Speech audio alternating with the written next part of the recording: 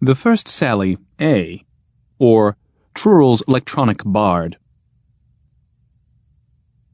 First of all, to avoid any possible misunderstanding, we should state that this was, strictly speaking, a sally to nowhere. In fact, Trurell never left his house throughout it, except for a few trips to the hospital and an unimportant excursion to some asteroid. Yet, in a deeper and/or higher sense, this was one of the farthest sallies ever undertaken by the famed constructor, for it very nearly took him beyond the realm of possibility. Trurell had once had the misfortune to build an enormous calculating machine that was capable of only one operation, namely the addition of 2 and 2, and that it did incorrectly. As it is related earlier in this volume, the machine also proved to be extremely stubborn, and the quarrel that ensued between it and the creator almost cost the latter his life.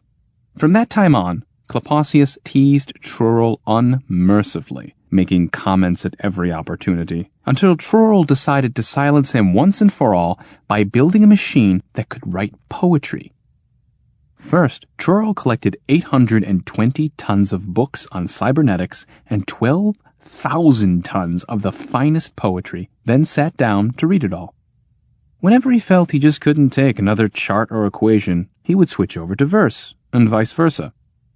After a while, it became clear to him that the construction of the machine itself was child's play in comparison with the writing of the program. The program, found in the head of an average poet, after all, was written by the poet's civilization, and that civilization was in turn programmed by the civilization that preceded it, and so on to the very dawn of time, when those bits of information that concerned the poet-to-be were still swirling about in the primordial chaos of the cosmic deep. Hence, in order to program a poetry machine, one would first have to repeat the entire universe from the beginning, or at least a good piece of it. Anyone in Trurell's place would have given up then and there, but our intrepid constructor was nothing daunted. He built a machine and fashioned a digital model of the void, an electrostatic spirit to move upon the face of the electrolytic waters, and he introduced the parameter of light, a proto-galactic cloud or two, and by degrees worked his way up to the first ice age. Trurell could move at this rate because his machine was able, in 1/5 billionth of a second, to simulate 100 septillion events at 40 octillion different locations simultaneously. And if anyone questions these figures, let him work it out for himself. Next, Trurell began to model civilization, the striking of fires with flints and the tanning of hides, and he provided for dinosaurs and floods, bipedality and taillessness. Then made the paleo-paleface, Albuminidis sapientia, which begat the paleface, which begat the gadget, and so it went, from eon to millennium, in the endless hum of electrical currents and eddies. Often the machine turned out to be too small for the computer simulation of a new epoch, and Trurell would have to tack on an auxiliary unit, until he ended up at last with a veritable metropolis of tubes and terminals, circuits and shunts, all so tangled and involved the devil himself couldn't have made head or tail of it. But Trurell managed somehow. He only had to go back twice. Once, almost at the beginning, when he discovered that Abel had murdered Cain and not Cain Abel, the result, apparently, of a defective fuse, and once only 300 million years back to the middle of the Mesozoic, when, after going from fish to amphibian to reptile to mammal, something odd took place among the primates, and instead of great apes, he came out with grey drapes. A fly, it seems, had gotten into the machine and shorted out the polyphase step-down directional widget. Otherwise, everything went like a dream. Antiquity and the Middle Ages were created, then the period of revolutions and reforms, which gave the machine a few nasty jolts. And then civilization progressed in such leaps and bounds that Trurell had to hose down the coils and cores repeatedly to keep them from overheating. Towards the end of the 20th century, the machine began to tremble, first sideways, then lengthwise, for no apparent reason. This alarmed Trurell. He brought out cement and grappling irons just in case. But fortunately these weren't needed. Instead of jumping its moorings, the machine settled down and soon had left the 20th century far behind. Civilizations came and went thereafter in 50,000-year intervals. These were the fully intelligent beings from whom Trurl himself stemmed. Spool upon spool of computerized history was filled and ejected into storage bins. Soon there were so many spools that even if you stood at the top of the machine with high-power binoculars, you wouldn't see the end of them. And all to construct some versifier. But then, such is the way of scientific fanaticism. At last the programs were ready. All that remained was to pick out the most applicable. Else the electro-poet's education would take several million years at the very least.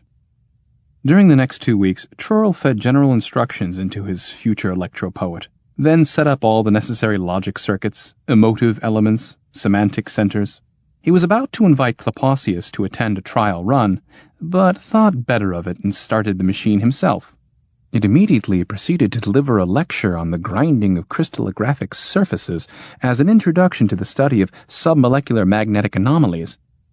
Trurl bypassed half the logic circuits and made the emotive more electromotive. The machine sobbed, went into hysterics, then finally said, blubbering terribly, "What a cruel, cruel world this was." Trurl intensified the semantic fields and attached a strength of character components. The machine informed him that from now on he would carry out its every wish and to begin with add 6 floors to the 9 it already had, so it could better meditate upon the meaning of existence. Trurl installed a philosophical throttle instead. The machine fell silent and sulked. Only after endless pleading and cajoling was he able to get it to recite something. "I had a little froggy." That appeared to exhaust its repertoire. Trurl adjusted, modulated, expostulated, disconnected, ran checks, reconnected, reset, did everything he could think of, and the machine presented him with a poem that made him thank heaven Clepaucius wasn't there to laugh. Imagine simulating the whole universe from scratch, not to mention civilization in every particular, and to end up with such dreadful doggerel. Trurl put in 6 cliché filters, but they snapped like matches. He had to make them out of pure corundum steel. This seemed to work, so he jacked the semanticity all the way up, plugged in an alternating rhyme generator, which nearly ruined everything since the machine resolved to become a missionary among destitute tribes on far-flung planets. But at the very last minute, just as he was ready to give up and take a hammer to it, Trurl was struck by an inspiration. Tossing out all the logic circuits, he replaced them with self-regulating egocentripetal narcissitors. The machine simpered a little, whimpered a little, laughed bitterly, complained of an awful pain on its 3rd floor, said that in general it was fed up, through. Life was beautiful, but men were such beasts, and how sorry they'd all be when it was dead and gone. Then it asked for pen and paper. Trurl sighed with relief, switched it off, and went to bed. The next morning, he went to see Clepaucius. Clepaucius, hearing that he was invited to attend the debut of Trurl's electronic bard, dropped everything and followed. So eager was he to be an eyewitness to his friend's humiliation. Trurl let the machine warm up first, kept the power low, ran up the metal stairs several times to take readings. The machine was like the engine of a giant steamer, galleried with rows of rivets, dials, and valves on every tier. Till finally, satisfied all the decimal places were where they ought to be, he said yes, it was ready now, and why not start with something simple? Later, of course, when the machine had gotten the feel of it, Clepaucius could ask it to produce poetry on absolutely whatever topic he liked. Now the potentiometers indicated the machine's lyrical capacitance was charged to maximum, and Trurl, so nervous his hands were shaking, threw the master switch. A voice, slightly husky but remarkably vibrant and bewitching, said, "Flostagosh, Romthraglyph, Floof." "Is that it?" inquired Clepaucius after a pause, extremely polite. Trurl only bit his lip, gave the machine a few kicks of current, and tried again. This time the voice came through more clearly. It was a thrilling baritone, solemn yet intriguingly sensual. "Pevte ote merlongumen gats." until Jan Furley Pezenye. Country on Azor Ats. Bither di Furlos Boker Blee. Am I missing something? Said Clepaucius, calmly watching a panic-stricken Churl struggling at the controls. Finally, Churl waved his arms in despair, dashed, clattering, several flights up the metal stairs, got down on all fours, and crawled into the machine through a trapdoor. He hammered away inside, swearing like a maniac, tightened something, pried at something, crawled out again and ran frantically to another tier. At long last, he let out a cry of triumph, threw a burnt tube over his shoulder. It bounced off the railing and fell to the floor, shattering at the feet of Clepaucius. But Churl didn't bother to apologize. He quickly put in a new tube, wiped his hands on a chamois cloth, and hollered down for Clepaucius to try it now. The following words rang out. Mockles, fent an silpentree. Blockards, three a-feeding. Mockles, what silps came to thee? In thy pantry dreaming? Well, that's an improvement, shouted Churl, not entirely convinced. The last line particularly, did you notice? If this is all you have to show me, said Clepaucius, the very soul of politeness. Damn, said Churl, and again disappeared inside the machine. There was a fierce banging and clanging, the sputtering of shorted wires and the muttering of an even shorter temper. Then Churl stuck his head out of a trapdoor on the third story and yelled, Now try it! Clepaucius complied. The electronic bard shuddered from stem to stern and began. Oft in that wickless chalet all begorn, where Willem sowed the mossy sappertort, and you were wont to bong. Churl yanked out a few cables in a fury. Something rattled and wheezed. The machine fell silent. Clepaucius laughed so hard he had to sit on the floor. Then suddenly, as Churl was rushing back and forth, there was a crackle, a clack, and the machine, with perfect poise, said, The petty and the small are overcome with gall, when genius, having faltered, fails to fall. Clepaucius too, I ween, will turn the deepest green to hear such flawless verse from Churl's machine. There you are!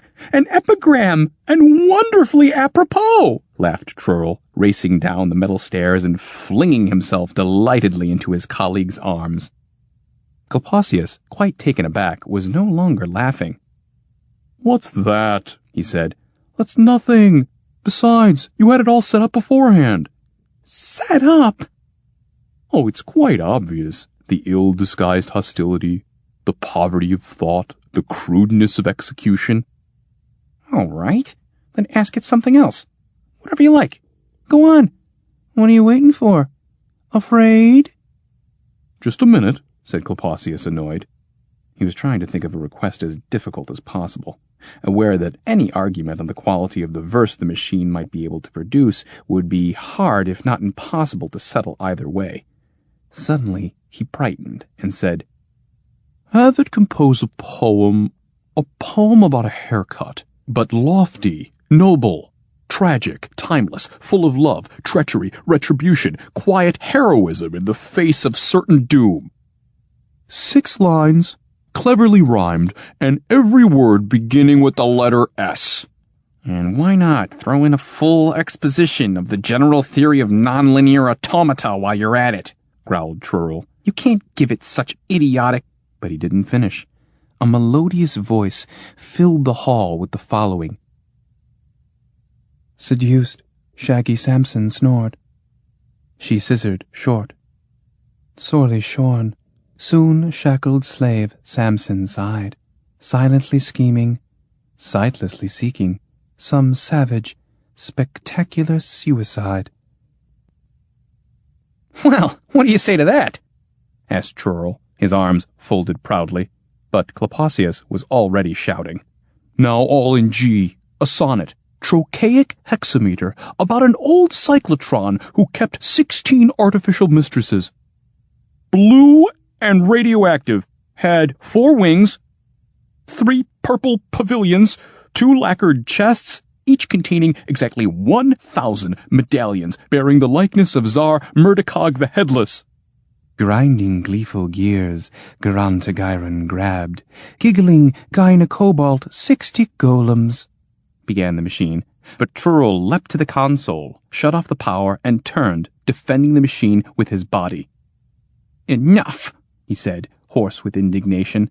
"How dare you waste a great talent on such drivel? Either give it decent poems to write, or I call the whole thing off." "What, those aren't decent poems?" protested Clepaucius. "Certainly not. I didn't build a machine to solve ridiculous crossword puzzles. That's hack work, not great art. Just give it a topic, any topic, as difficult as you like." Clepaucius thought, and thought some more. Finally, he nodded and said, "Very well. Let's have a love poem. Lyrical, pastoral, and expressed in the language of pure mathematics. Tensor algebra mainly, with a little topology and higher calculus if need be, but with feeling, you understand, and in the cybernetic spirit." "Love and tensor algebra, have you taken leave of your senses?" Trurl began, but stopped, for his electronic bard was already declaiming. "Come, let us hasten to a higher plane, where dyads tread the fairy fields of Ven, their indices bedecked from 1 to n, commingled in an endless Markov chain. Come, every frustrum longs to be a cone, and every vector dreams of matrices. Hark to the gentle gradient of the breeze. It whispers of a more ergodic zone. In Riemann, Hilbert, or in Banach space, let superscripts and subscripts go their ways. Our asymptotes no longer out of phase. We shall encounter, counting, face to face. I'll grant thee random access to my heart. Thou tell me all the constants of thy love, and so we two shall all love's lemmas prove, and in our bound partition never part. For what did Cauchy know, or Christoffel, or Fourier, or any Boole or Euler, wielding their compasses, their pens and rulers, of thy super-sinusoidal spell? Cancel me not, for what then shall remain? Abscissas, some mantisses, modules, modes, a root or two, a torus and a node, the inverse of my verse, a null domain. Ellipse of bliss converge, O lips divine. The product of our scalars is defined. Cyberiad draws nigh, and the skew mind cuts capers like a happy haversine. I see the eigenvalue in thine eye, I hear the tender tensor in thy sigh. Bernoulli would have been content to die, had he but known such a squared cosine 2 pi. This concluded the poetic competition, since Clepaucius suddenly had to leave, saying he would return shortly with more topics for the machine. But he never did, afraid that in so doing he might give Trurl more cause to boast. Trurl, of course, let it be known that Clepaucius had fled in order to hide his envy and chagrin. Clepaucius, meanwhile, spread the word that Trurl had more than one screw loose on the subject of that so-called mechanical versifier. Not much time went by before news of Trurl's computer laureate reached the genuine, that is, the ordinary, poets. Deeply offended, they resolved to ignore the machine's existence. A few, however, were curious enough to visit Trurl's electronic bard in secret. It received them courteously in a hall piled high with closely written paper, for it worked day and night without pause. Now these poets were all avant-garde, and Trurl's machine wrote only in the traditional manner. Trurl, no connoisseur of poetry, had relied heavily on the classics in setting up its program. The machine's guests jeered and left in triumph. The machine was self-programming, however, and in addition had a special ambition-amplifying mechanism with glory-seeking circuits, and very soon a great change took place. Its poems became difficult, ambiguous, so intricate and charged with meaning that they were totally incomprehensible. When the next group of poets came to mock and laugh, The machine replied with an improvisation that was so modern, it took their breath away.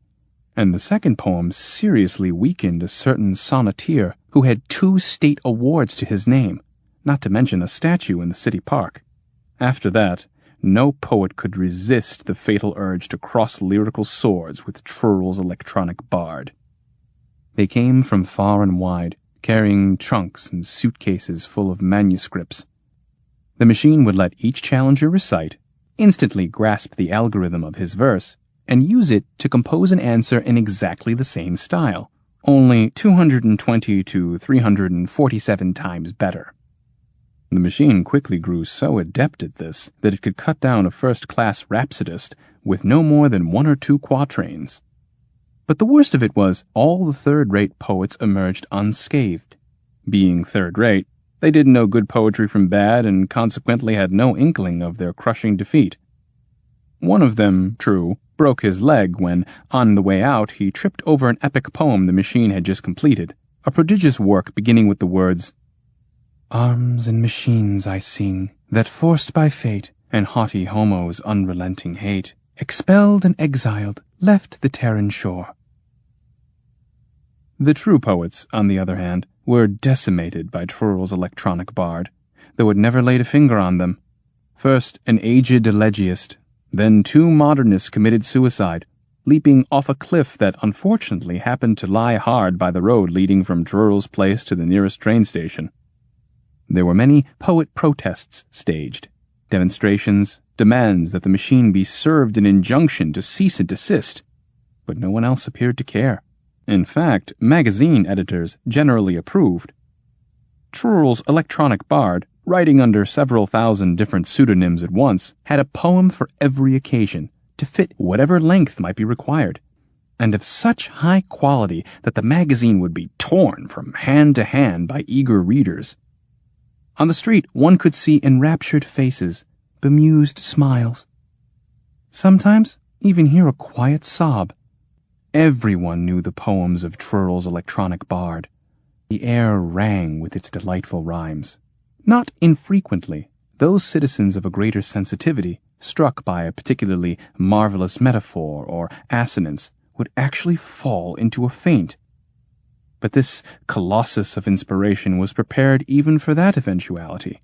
It would immediately supply the necessary number of restorative rondelettes. Trurl himself had no little trouble in connection with his invention. The classicists, generally elderly, were fairly harmless.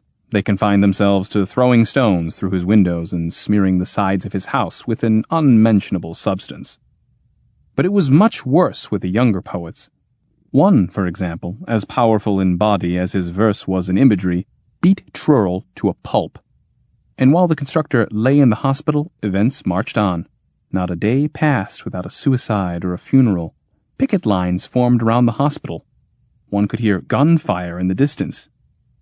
Instead of manuscripts in their suitcases, more and more poets were bringing rifles to defeat Trurl's electronic bard. But the bullets merely bounced off its calm exterior. After his return from the hospital, Trurl, weak and desperate, finally decided one night to dismantle the homeostatic Homer he had created. But when he approached the machine, limping slightly, it noticed the pliers in his hand and the grim glitter in his eye, and delivered such an eloquent, impassioned plea for mercy that the constructor burst into tears, threw down his tools, and hurried back to his room. Wading through new works of genius, an ocean of paper that filled the hall chest-high from end to end and rustled incessantly. The following month, Trurl received a bill for the electricity consumed by the machine and almost fell off his chair. Only he could have consulted his old friend Clepausius, but Clepausius was nowhere to be found, so Trurl had to come up with something by himself. One dark night, he unplugged the machine, took it apart, loaded it onto a ship, flew it to a certain small asteroid, and there assembled it again, giving it an atomic pile for its source of creative energy. Then he sneaked home, but that wasn't the end of it. The electronic bard, deprived now of the possibility of having its masterpieces published, began to broadcast them on all wavelengths. which soon sent the passengers and crews of passing rockets into states of stanzaic stupefaction. And those more delicate souls were seized with severe attacks of aesthetic ecstasy besides. Having determined the cause of this disturbance, the Cosmic Fleet Command issued Trorl an official request for the immediate termination of his device, which was seriously impairing the health and well-being of all travelers. At that point, Trorl went into hiding, so they dropped a team of technicians on the asteroid to gag the machine's output unit. It overwhelmed them with a few ballads, however, and the mission had to be abandoned.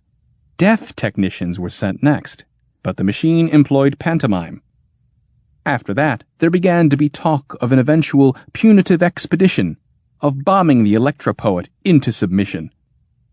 But just then, some ruler from a neighboring star system came, bought the machine, and hauled it off, asteroid and all, to his kingdom. Now Trorl could appear in public again and breathe easy. True, lately there had been supernovae exploding on the southern horizon, the like of which no one had ever seen before, and there were rumors that this had something to do with poetry. According to one report, that same ruler, moved by some strange whim, had ordered his astro-engineers to connect the electronic bard to a constellation of white supergiants, thereby transforming each line of verse into a stupendous solar prominence. Thus, the greatest poet in the universe was able to transmit its thermonuclear creations to all the limitable reaches of space at once. But even if there were any truth to this, it was all too far away to bother Trorl, who vowed by everything that was ever held sacred, never, never again to make a cybernetic model of the Muse.